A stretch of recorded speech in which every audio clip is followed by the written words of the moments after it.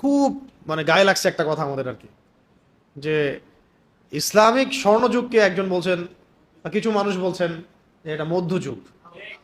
তা মধ্যযুগ বলতে ওনারা কি বোঝাচ্ছেন সেটা তাদের কাছ থেকে ব্যাখ্যা নেওয়া দরকার। যদি তারা মধ্যযুগ বলতে এটা বুঝান যে আইয়ামে জাহেলিয়াত মানে ইসলাম আসার আগের যুগটাকে যদি তারা বলেন মধ্যযুগ, ঠিক আছে, কোনো তর্ক নেই তাদের সাথে, তারা শতভাগ সঠিক। ইসলাম মানে ইসলাম নবী সাল্লাল্লাহু আলাইহি ওয়াসাল্লাম নবুয়ত পাওয়ার আগের সময়টা, আবু জেহেলদের যুগ, ওইটাকে যদি তারা বলেন এটা মধ্যযুগ, আমি একমত, আমরা একমত, অসুবিধার কিছু নাই। আর যদি ওনারা এটা মিন করেন যে ইসলাম আসার পরে রাসূল সাল্লাল্লাহু আলাইহি ওয়াসাল্লামের যুগ, সাহাবীদের যুগ, তাবেঈনদের যুগ, তাবেঈনদের যুগ, ইসলামের যে এই যে প্রায় ১১২০০ বছর, এটাকে যদি তারা বলেন মধ্যযুগ, তাহলে আপনাদের সাথে আমাদের ঈমান আর কুফরের সম্পর্ক হবে।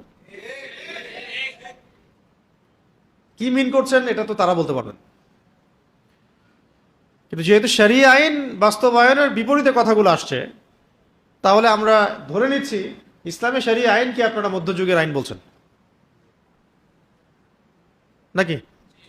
যেহেতু শরিয়া আইন বাস্তবায়নের বিপরীতে কথাটা আসছে, যেটা তো মধ্যযুগ না, শরিয়া আইন বাস্তবায়ন করতে হবে, তাহলে আমরা ধরে নিচ্ছি যে আপনার ইসলামিক লস বিধিবিধানটাকে বলছেন মধ্যযুগের বিধিবিধান।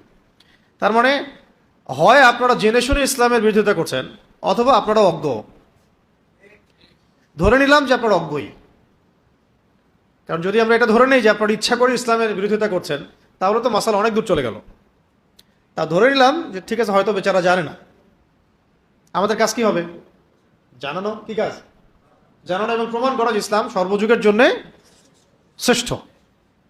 ইসলাম চির প্রাচীন, চির নতুন, চির আধুনিক, এটা প্রমাণ করা আমাদের কাজ।